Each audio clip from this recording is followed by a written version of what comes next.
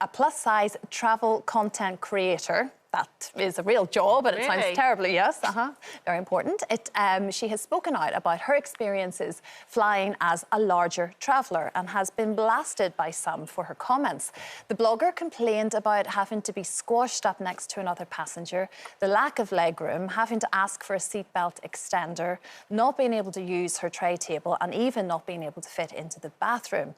She's urging airlines to make flights more accessible to plus-size passengers. So is she right, Janet? And just to set this slightly in context, she's not completely moaning at the airline. She's almost written this blog as if to warn other passengers of the pitfalls if you are a plus-size person and what airlines are maybe slightly better than others. That's kind of her angle. But what do you feel about where we stand with this? Well, I'd like airlines to prioritise helping people with any kind of disability because, as we know only too well, if anyone uses a wheelchair, for example, at the moment, quite often they get left on the plane till the very end. They might be waiting on the plane for a very long time because airlines are so short-staffed at the moment.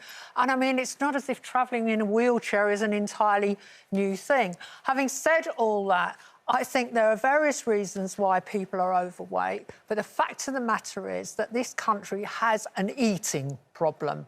And I accept that for some people, eating is an addiction, it's a mental health crisis, and there can be medical reasons why people are overweight. But I really think if you expect airlines to make special provision for overweight people or obese people, I don't have an awful lot of sympathy for you because look at it from the point of view of the normal-sized passengers. I mean, you know, they're not getting special treatment for only occupying one seat. And as a 15-year-old, I was 6 foot tall when I went on my first package deal holiday to the Costa Brava, and I didn't expect special treatment because I was crammed up like a stick insect in a tiny seat. I mean, sure, being overweight brings lots of challenges into your life, but expecting airlines to go out of their way to help you for the same price ticket as people who are, you know, not overweight is a big ask. Yeah. Does that sound cruel, Kate? I'm going to go head-to-head with you on this. I think what this girl's doing is brilliant because she's doing a recce for other people so they can avoid humiliation or, you know, anybody that has found something not accessible for a reason to do with their, whether they're able-bodied, whether it's their appearance, their body, it's completely humiliating and could ruin your whole trip. So she's going out there and doing that research for them so that they don't have to book 2 seats on the airline, so they know what airlines can or cannot accommodate them. And, you know, you touched on it there. People are overweight for lots of different reasons. Some aren't visible, we don't know why. Some might be medical, mental health.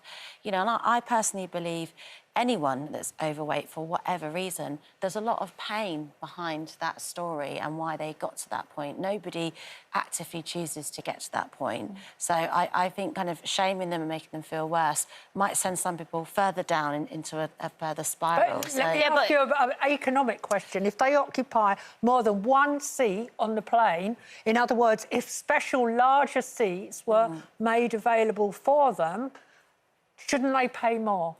Well, I don't know about them paying more, but I think larger seats should be made available, yes. Not necessarily on every airline, but I think we're seeing people being accommodated in larger-sized ambulances, bigger beds on gastro wards in hospital. So it is happening in other sections of society. Yeah, but the problem the airlines have got is at the moment they're trying to cram more seats in to make more money, so the seats are getting even smaller. It's about money, so they're not going to take seats out.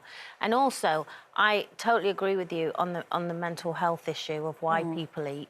But equally, you know, I have a friend of mine who went to a water park recently and climbed all the way up the stairs to go down the slide, you know, the water tube thing. And they said, I'm sorry, you can't because you're too overweight.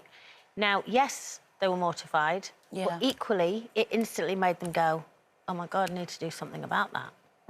You know, and whether that is going to see a counsellor because of why the reasons they're overeating, or I just need to stop eating as much as I am. Because sometimes, I'm not saying embarrassing someone into doing something, but I don't think it's necessarily always a bad thing to make someone stop and think and go, I need help. I think it's different for everyone, because I think you're right, it worked for your friend. For some people, it could cause them to self-harm, it could cause them to go back to that crux even more. Whatever your crux, if it's food, alcohol or drugs. But then if you're enabling it, is that not just as bad? If you're not making them face the problem, do you know what I mean? If you're making it really easy to just be that person, is that not also enabling them? Well, we've normalised being overweight because as a country, we've got one of the biggest weight problems in Europe.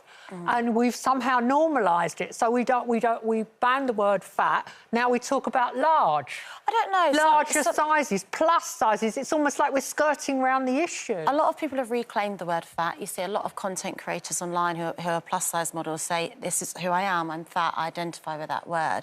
And it's, you know, lots of people, like in the LGBTQ plus community, some people identify with the word queer, some people don't. People decide what language they're comfortable with. And I think going back to the economics, you know, it's like we have a lot of plus-size fashion now, at high-end or fast fashion. Should plus-size people pay more for their clothes because it's more fabric? Yes.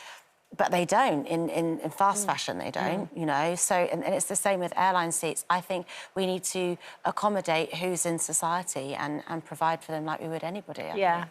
And there's nothing worse for someone who's just mortified for all of those very different reasons. They want to go to the bathroom and they feel like they can't. They can't. Like That's horrendous, It's just awful. If I could have anything on a flight, I'd have creches. Oh, yeah, that's I'd build a soundproof room, which is all fun for little kids to be in, so I don't have to stress if my baby starts screaming and I know Janet's on the flight and she's not happy with me. Everyone's happy with a playroom, creche, soundproof. There we go. Just putting it out there. I know it won't happen, but you never know.